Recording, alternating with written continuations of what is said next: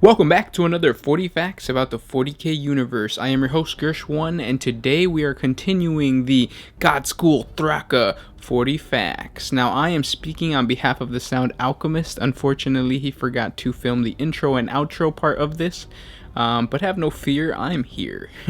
So let's get into part 3 of Ghazghkull Thraka.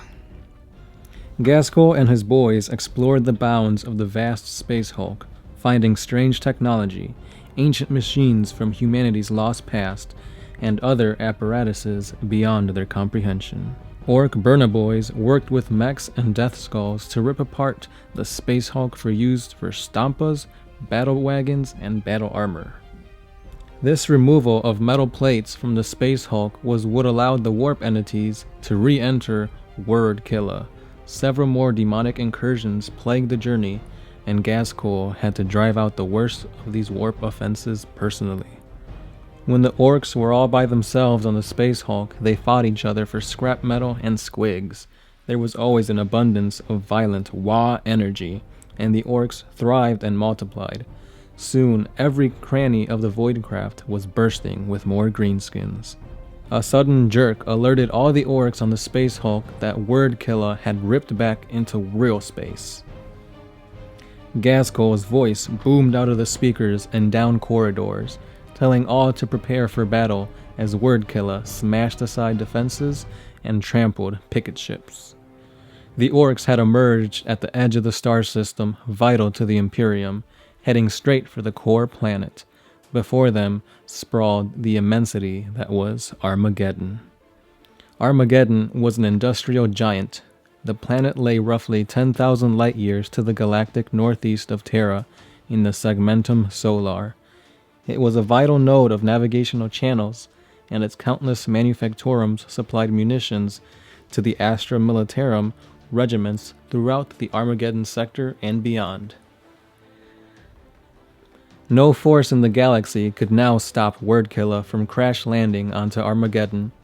Guided by his visions, Ghazghkull did not wish to halt his flight. Rather, he welcomed the headlong plunge towards the world below.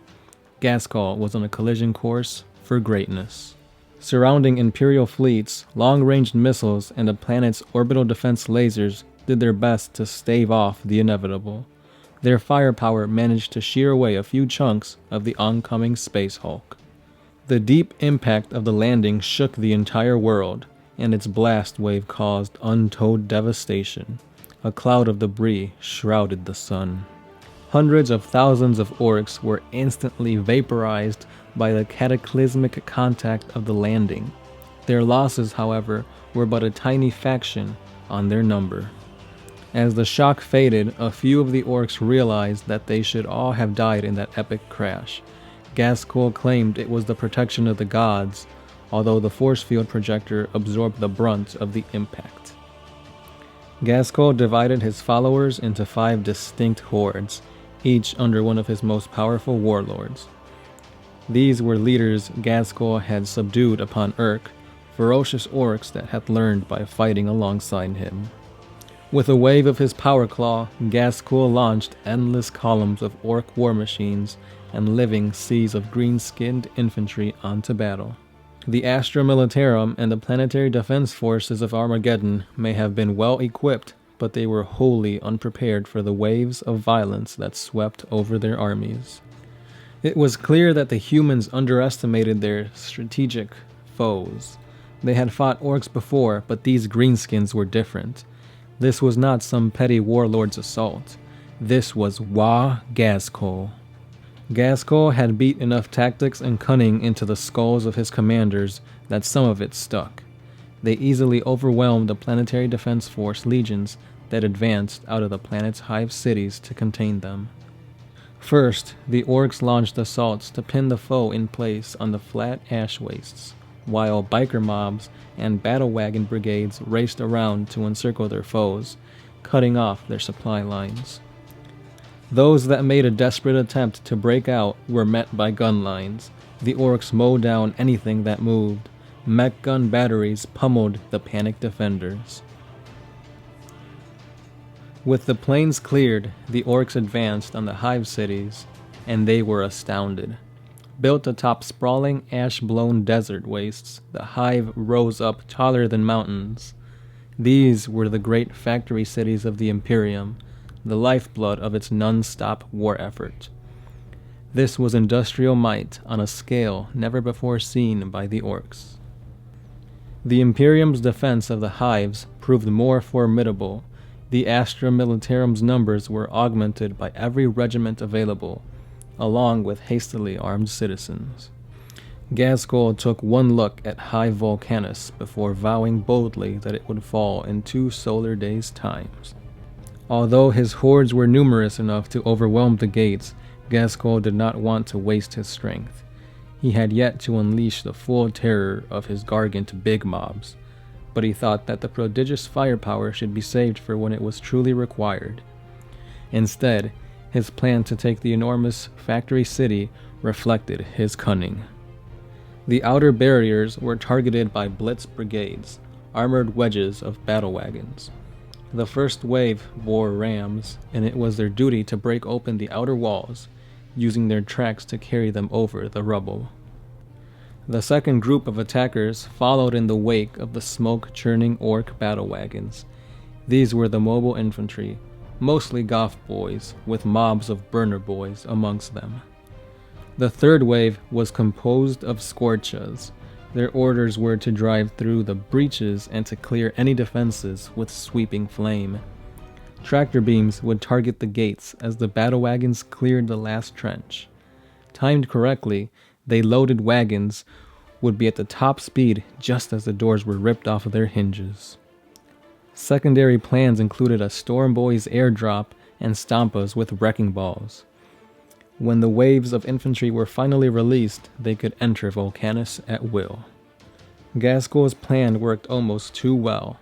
The Hive would have fallen in a single day were it not for its fierce resistance. Despite their heroics, hundreds of thousands of orcs swept onto Hive Volcanus, and its population was massacred, or enslaved. After the capture of Hive Volcanus, the remaining hives of Armageddon Prime soon followed. What were once manufactura were converted to workshops swarming with orcs.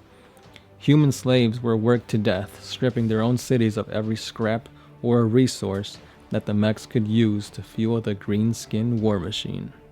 Being somewhat soft, it is extraordinary for humies to gain respect from orcs, especially greenskins led by a stoic and battle-hungry goth like Ghazghkull. Although Space Marines regarded with esteem for their skill in battle, none more so than Commander Dante of the Blood Angels, it was an Imperial Commissar, Sebastian Yarick, that drew the most admiration from the orcs. Commissar Yarick was certainly a thorn in Ghazghkull's side, for the Greenskins reckoned that it was he alone that willed the defenders of Hades' Hive to hold on for so long. To earn more than Ghazghkull's eternal enemy, please check out our 40 facts on Commissar Yarick. Amongst the boys, it was said that those orcs that recognized who they were up against were always slain, for they stood in gape-jawed disbelief at Yarick's insulting puniness, and so left themselves open to a death blow. When Armageddon's season of shadows set in, the cynical time when the planet's volcanic mountains erupted, the turbulent skies were permanently crimson.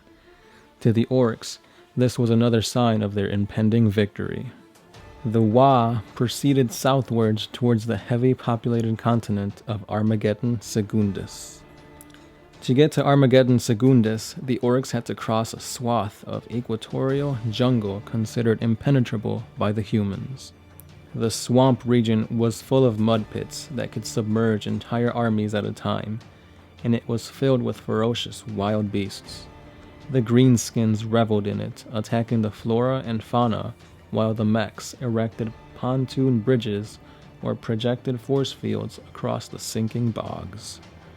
Infantry, armored columns, stampa mobs, and towering gargants crossed the crude bridges and emerged on the far side of the jungles. Once again, the orcs caught the humans unprepared and smashed through their defensive positions easily. As the orcs raced across the ash deserts toward the hive cities, the towering god engines and tank companies of mankind advanced out onto the barrens to meet them. And those were 40 facts about the war boss Ghazghkull, my favorite character in the 40K universe. Now the Sound Alchemist is going to continue with part 4, 5, 6, 7, 8, 9, and 10. This is a really big series and you guys are going to sit back and enjoy it. Now please, I need you to comment down below and tell the Sound Alchemist what other characters you want him to talk about in the next 40K lore video. And don't forget to jump on over to Facebook, where you can follow us on facebook.com/OneMindSyndicate, and you can pester him there and tell him what awesome character you want to hear about next. So be sure to do that, subscribe to the channel, like, share, and you guys are awesome. This was Gersh1 with One Mind Syndicate, signing out.